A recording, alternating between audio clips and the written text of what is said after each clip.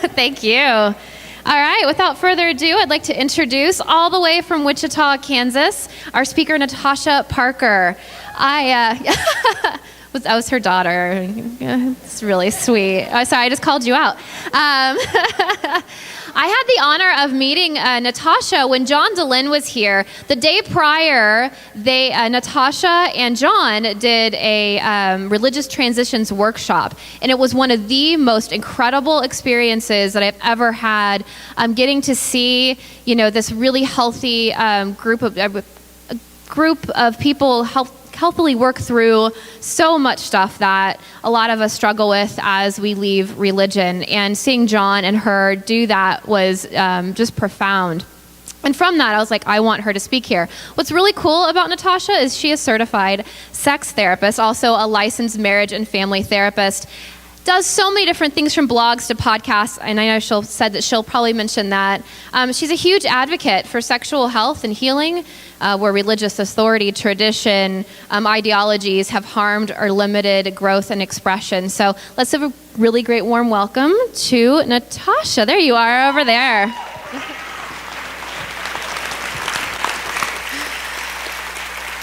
I have to bring my fan club with me, so I'll have somebody clapping for me, right?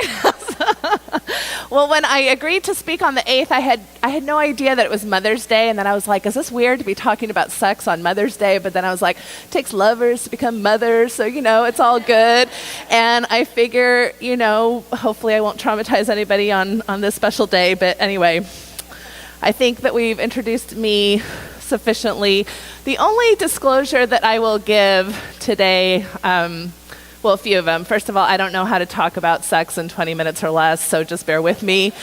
And secondly is that I will not really be addressing anything like sexual crime or sexual trauma, which I'm sure many of us in this room have been affected by at some level or another.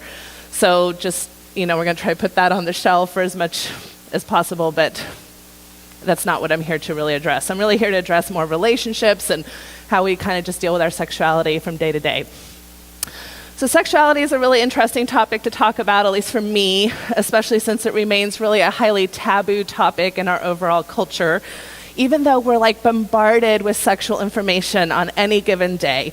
And the rise of the internet has made a lot of sexual education really accessible for a lot of us. However, we're also bombarded with misinformation and bias and myths and folklore around sexuality as well. And for a tremendously large amount of historical time, sexuality has been really highly regulated by either religious, political, or economic institutions.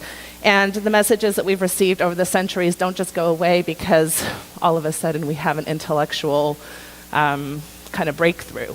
So our minds may be in a certain sexual place, but that doesn't mean that our instincts or our bodies are. And that's what I find a lot of times happening with my clients and with people I talk to.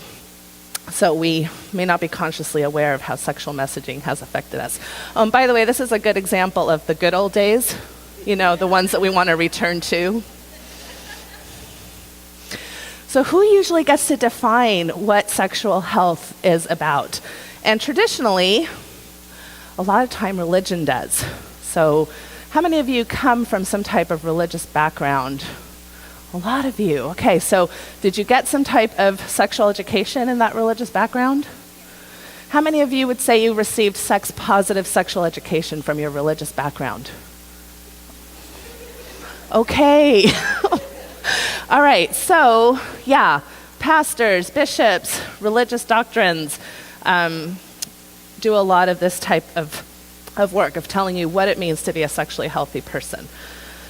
Politicians, so this is a picture of the Utah governor recently signing some type of, I'm not sure what it was he signed, but pornography is now a health crisis in Utah versus the air quality that is really, really bad there. So I'm really disappointed about this. And there's still lots of laws in the land as far as sodomy being against the law or all kinds of stuff. So politics have definitely played a role. What about your family and cultural heritage? Do they play a role in your sexual education? Absolutely, right? So what were mom and dad doing? What messages did they give you? What cultural or ethnic messages did you get as well? And then there's people like me. So the DSM-5 and all the way back to the DSM-1 has this section of sexual disorders. And believe it or not, back in the day, masturbation was one of those, and homosexuality was one of those. So we don't get it right all the time either, and there's still things in the DSM-5 that I don't agree with being in there as disorders or mental diseases. Now, one of the diagnostic criteria of being in this book is that we would have distress over something sexual. Well, I have distress over sexual stuff all the time. That doesn't necessarily make me sick or diseased, but we're distressed because we're not accepted or we're not allowed to have sexual expression in a way that is safe and comfortable. All right, so I'm a big believer that in order to get to the health, we've got to understand the unhealth. So I'm just going to go through a few messages. This is not all encompassing, but a few messages that I think are really rampant in our current culture. So there's this idea that the sexual energy is dangerous. The natural man inside of all of us. How many of us grew up hearing about the natural man in our religious cultures? Okay, I definitely did. None of you are Mormon? Anyway, okay. Anyway, so this idea that it's decadent or rich or there's too much pleasure, it's dangerous, it's enticing, it's going to draw you in ways that you can't control. And so it's scary. And then from that comes fear-based sex ed. Yeah, that's what I looked like in my sex ed class. But we give most of our sexual education at a time when nobody wants you to be having sex, which is when you're a teenager. And it's very about basic anatomy, about how you can get STIs, and about how you can have unintended pregnancy. And that's pretty much it. Most sex ed programs don't even explain that there's a clitoris, which is like the #1 female pleasure center for the female. So it's really lacking, and in most areas in the United States, we do not have comprehensive sex ed. So there's no pleasure-based sex ed. It's all about fear, consequences, scary stuff. Then we have a lot of value in this country and others tied to attractiveness. And this really leads to a lot of unrealistic body standards for both women and men. You can see this is an example of kind of how most women look like. I think she's a size maybe 8, and she's holding on to like a size 2, which is what a lot of women aspire to. And this is what sets us all up for what I call performance-based sexuality instead of mindful sexuality. How do I look? Am I attractive enough? Am I acting correctly? Do I look good? Am I moaning correctly? All of that stuff that is, instead of really tuning into your pleasure, your partner's pleasure, we're really worried about how I'm performing and whether or not it's good enough. We have a lot of weird ideas about female objectification. So on the one hand, we have, don't provoke men's sexual energy. And that's really still very apparent in, especially in what I call rape culture that we still have here in the United States. It's amazing how many rape cases go to trial with some type of, but she was wearing a certain thing, or she was drunk, or she asked for it in one way or another. And so this slide over here kind of personifies the extreme of that. And it's interesting that countries where women are dressed like this actually have the highest rates of sex crime. So I'm not sure that covering women up helps with that. And then on the other side, we have women's sexuality being sold for all kinds of products, and so that's another form of objectification. Okay?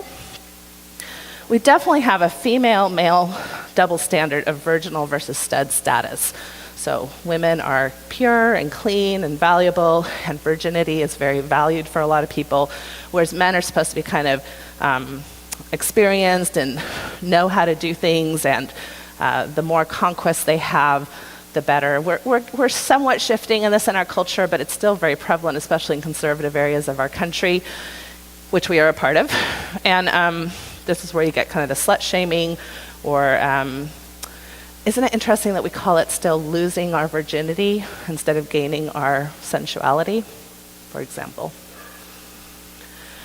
Women have this weird role modeling thing going on where we have the Judeo-Christian idea of Eve, the temptress, the one who took over and ruined all mankind with her sexuality.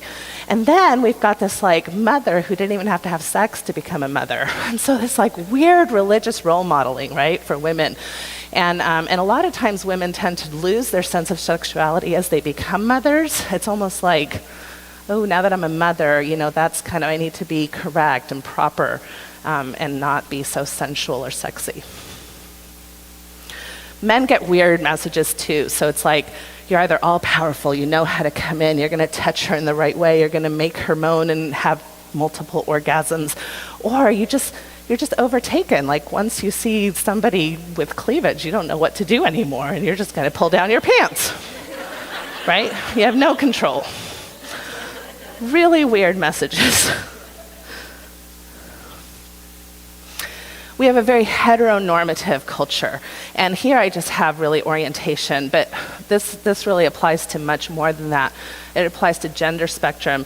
It applies to people who like to dress in drag, or like BDSM, or maybe are polyamorous or polysexuality in polysexuality relationships. So it's not just about who is having sex together, but what type of sex they're having that we like to really micromanage. And then how are successful sexual encounters usually portrayed? So I'm telling you that this isn't really a good idea. You get sand in really awkward places. So I won't tell you how I know that. But I'll tell you what I think is how it's usually portrayed. It's usually young people. You don't see a lot of media around old people being sexual. You're usually fit. If overweight people are being sexual, it's usually through the lens of some type of comical encounter. Usually portrayed as white. In fact, black people are usually portrayed as oversexed. Latins kind of have it okay. They're kind of like just right sex. Asian men don't exist, and Asian women exist in a very submissive way. It's usually overly romantic or over-grandeur, so it's like, this is how sex is supposed to be amazing, instead of just kind of like, it's 8 o'clock, honey, let's go to bed. We're having orgasms at the same exact time, usually through penile-vaginal intercourse, and usually after 5 minutes of meeting each other. Erections always happen when you want them to. Lubrication just naturally appears. Everyone is perfectly groomed. There's no hair, especially in adult places where there should be hair. Birth control is not on anyone's mind. There's really no communication other than very well thought out sighs and moans that sound very good versus animalistic. Libidos are perfectly matched. And usually hot sex happens before marriage or during an affair. So there's very little media documentation of hot marital sex. All right, so then we get to who's going to define it now? And my suggestion is that you get to define it. You get to define it in the context of your personal self, and you get to define it in the context of whatever relationship you may or may not want to be in. You also get to define it as a co-parent if you have children with the type of sexual education that you want to give to your kids. I don't have time to show you this, but one of the things that I would put on your healthy sexuality list is consent. And if you Google consent and tea, you'll come up with this great video. Who's seen it? It's a great little video. It's great to teach you at your adolescence, and it's a good reminder for all of us. Marriage does not mean consent, and consent can be a little bit interesting to negotiate as a married couple, especially when there do exist libido differences. So how do we meet each other's sexual needs and at the same time not sell ourselves short? So those are really interesting conversations to be having. I think it's really important to have realistic expectations, but everything after consent is up to you, whether or not you want to put this on your list. So just put that out there. I think most of us have this idea that sex is sacred and soul matching and beautiful, and then we get there and it's like, holy crap, what the fuck is happening, right? Especially our first encounters, right? It's messy, it's smelly. I don't know what just happened. It went quicker than I thought it would. I don't even know if I like you. Like, what is going on, right? I think it's really important to get into a space of acceptance and differentiation. Differentiation means, can I tolerate how you're different from me? And can I be curious about how you're sexually different than me, then shame you? So usually we measure healthy sexuality by whatever it is I am comfortable with.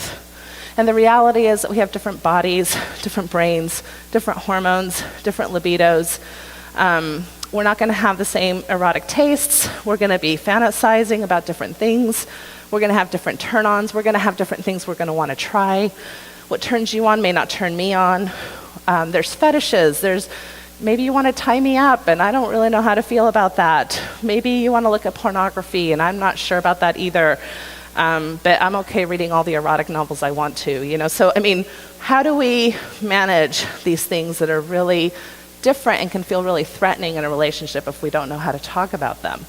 And then what usually happens is that we get into some type of blame game. So there's either something wrong with you, or what's even worse is there's something wrong with me.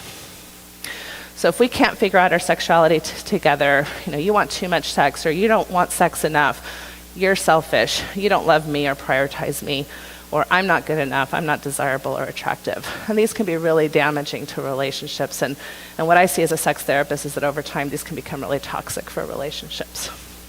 I think it's a good idea to develop a contract, and this is the contract I have with my husband. No, I'm just kidding. Anyway.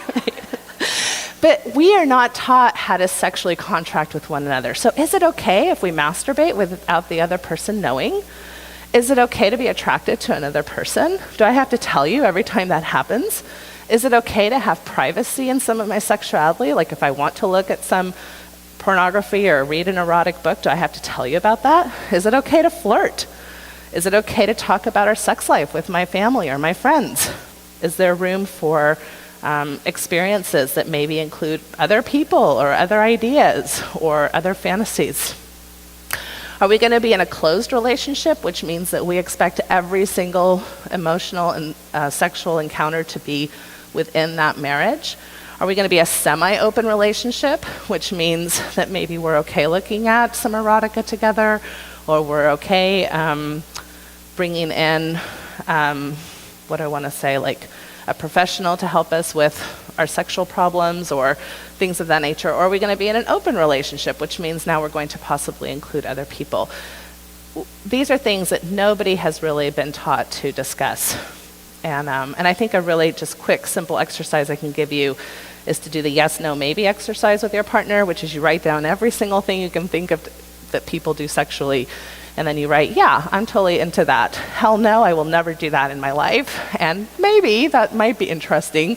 And then you compare those lists and you kind of start with a negotiation place at that point.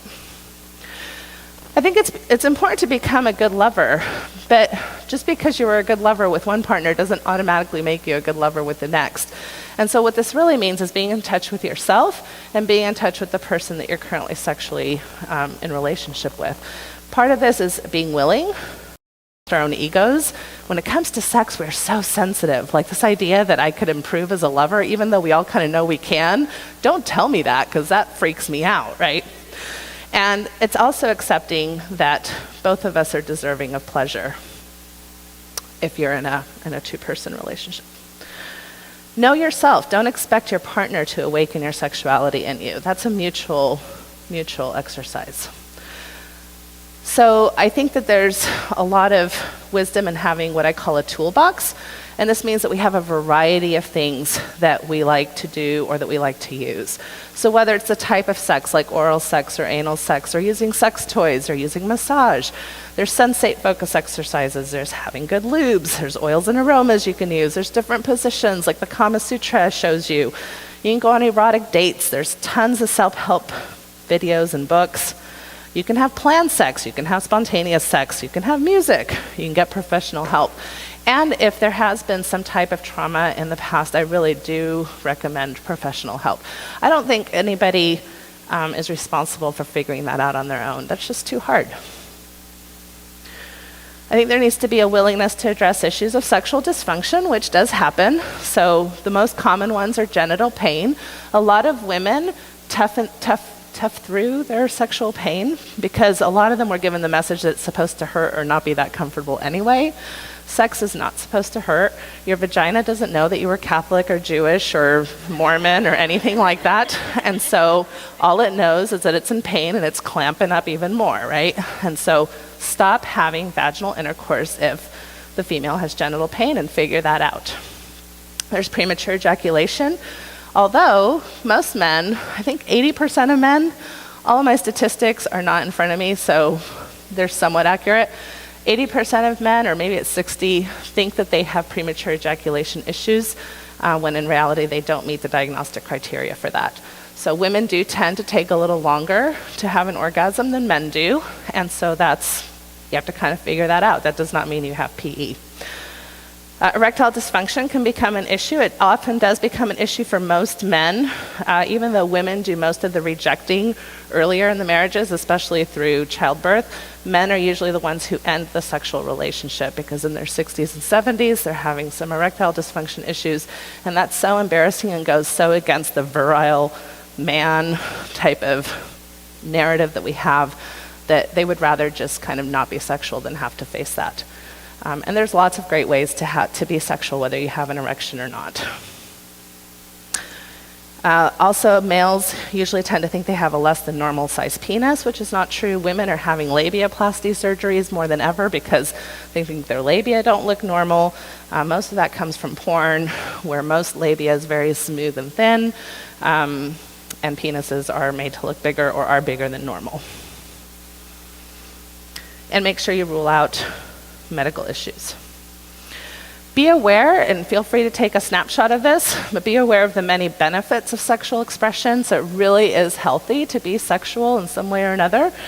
And feel free to take a picture of this too. This is just kind of another kind of quick list of how to have healthy sex, which again, I don't care if you're having an orgasm. I don't care if you're naturally lubricated. I don't care if you're look a certain way. I don't care if you have a disability. There's lots and lots of ways to have healthy sexuality and pleasure-filled sexuality and sexuality that leaves you feeling fulfilled. I made a list of resources that you might, there's 500 more I could have given you, but these are some of my favorite.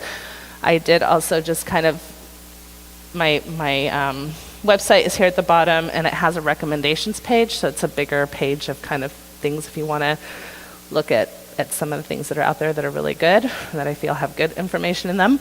I also just started a podcast called Mormon Sex Info, and I know the Mormon might turn some of you off, but it really is, I say Mormon Sex Info because I'm trying to educate the Mormons on a lot of these things, but it really is applicable for most people.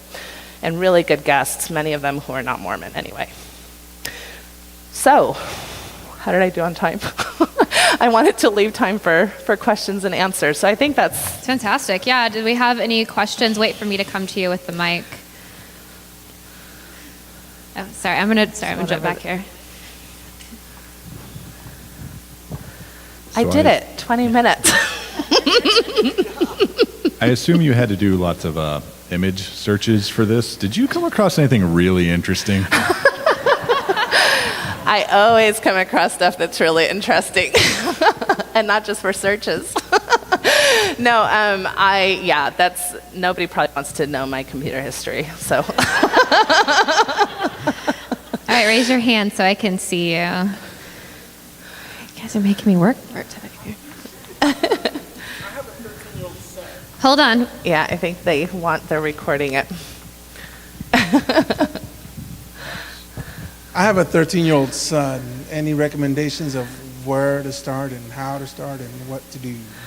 Well, that's a great question, and I could do a whole nother presentation on just sexual education of kids, but I think that we are sexual educators of our children from birth on, from everything to what you're calling anatomy parts to normalizing when they touch themselves all the time. About 3 or 4, my kids were just kind of, how are they here? They had their hands down their pants the whole time, so it's just like, so how do we respond to those things? Do we respond by, oh, icky, go wash your hands, yeah, how, or do we normalize it like, oh, does that feel good? And it's normal that feels good. Or as they get a little older, maybe you can go do that in your bedroom instead of right here in front of all of us as we're watching TV, or things of that nature. So there's lots of great ways. I think as they start getting into adolescence, it's really important to talk to them about images and pornography. It is a big part of our current culture, and to really help them understand that just like you're watching a drive-by chase with policemen, how many of you have seen in real life a drive-by chase like you see in the movies? Like you see in the movies? Okay, a few of you.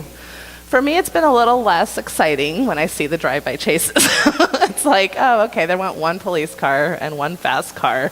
It's not like cars are jumping over bridges and all of that stuff. So pornography is kind of like that. It's normal to be enticed by that. It's normal to be curious about it. It's some of the things that they do in pornography are kind of what people do in real life, maybe with not quite all the looking in the camera type poses. But just kind of talk to them about ways also that that's not totally accurate and what they can really expect and what real bodies look like.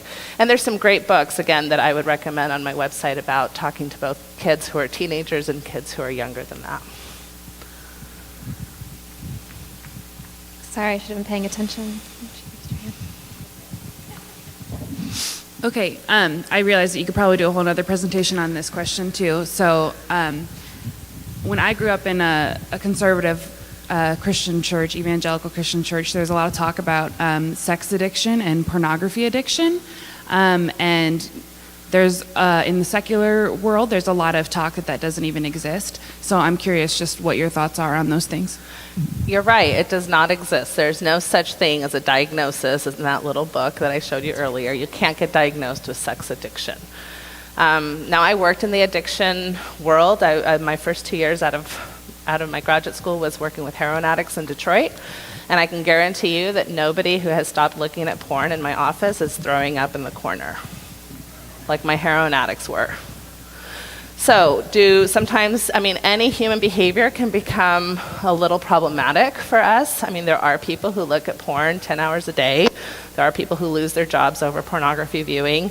There are people who ruin their relationships over things like that, or sexual stuff too, like, they're hiring prostitutes kind of in a compulsive way, or things of that nature. So it's not that human behavior can't become problematic. There's usually an underlying diagnosis to those issues, like clinical depression, generalized anxiety disorder. Maybe you have a personality disorder. Maybe you've got PTSD. The number one question that all those little lists of whether or not you're a sex addict ask is, are you using sex to cope? Like, hell yeah, I am. And I'm supposed to, right? And there are some people who take it super extreme and say we are all sex addicts. So, the sex addiction industry I'm very concerned about. I think they're making a lot of money for a lot of not good reasons. And do you know that to become a certified sex addiction therapist, you only need 4 weeks of training, and there's 0 human sexuality training during that time. So, X on the sex porn addiction from me. All right, over here. Hi, I was wondering if you're working with a couple who they're in a long-term relationship, and over time they've kind of found that their libidos, or like how much sex they need, is at a significant mismatch. Are there like particular strategies that you recommend for that? I think this is one of the most common things that shows up to my practice is either libido differences or erotic taste differences, like he wants me to do something I'm not comfortable with, or vice versa. So I think a lot of that work is just opening up the space for safe exploration and learning how to tolerate our own discomfort, so that when you have a partner who says, hey, I'm really interested in this, or I feel like my sexual needs are this, if you go at it from the space of, okay, I'm really uncomfortable with that, but I'll do it to keep you happy, that generally doesn't end up working long term because a lot of resentment builds up. That isn't meant to say that we can't be willing to engage with discomfort, and I think oftentimes long-term relationships, that's a lot of what we're learning how to do, is engage with our discomforts, because you're married to another person with a whole other way of working, and I think that's some of the beauty of long-term relationships. But you have to come at it from more of a space of, I'm willing to enter this discomfort for reasons that are healthy, not because I'm worried that I'm going to lose you, or you're going to be upset with me, or there's something wrong with me. And that's what I meant kind of very briefly by those meaning ruts, that we need to get away from, there's either something wrong with you or there's something wrong with me. No, we're both different. We have, our sexual orientations are so weird to figure out. Most of us are not politically correct in our sexual orientations. I've got women who are fantasizing about being raped who are complete feminists, for example, right? And they're like, what the heck? How does this even make sense? And And so it's just a matter of how do we make space for that to be a safe area to talk about? And then how do we negotiate? And how are we going to, in every other aspect of life, most marriages, I'm going to talk about marriage, you don't expect your partner to meet all of your needs. So if I've got an emotional need that you can't fill, well, I have a friend who fills that. Or if I've got an intellectual interest you don't share, where I go to a book club you don't go to. Sexuality is very different for most monogamous marriages. It's kind of expected to stay within that relationship. So you can open up ideas. A lot of people are trying that these days. There's better ways to try that than others. As far as preparing for that, it usually comes, you have to come at that from a very well thought out, well contracted, well mature space, not just from a place of, oh, we're going to try to save our toxic marriage. That usually doesn't work. So that's a very short answer. Back here. So, yeah, man, I've got the power. I'm not very familiar with the concept of sexual contracting as a tool. Like, it seems nice in the abstract. Are there multiple resources I could be looking at to really look into this? One of my favorite books, although it's not so much about sexual contracting, but it's called The New Monogamy, and it's really about dealing with infidelity. But even if you're not in that type of situation, I think the back end of that book is really useful. She's got like 100 different questions that I think are just really great. So that's one of by Tammy Nelson. And I just did a podcast with her, and it was amazing. Anyone else? We have one more. Time for one more? Okay, up back up front here.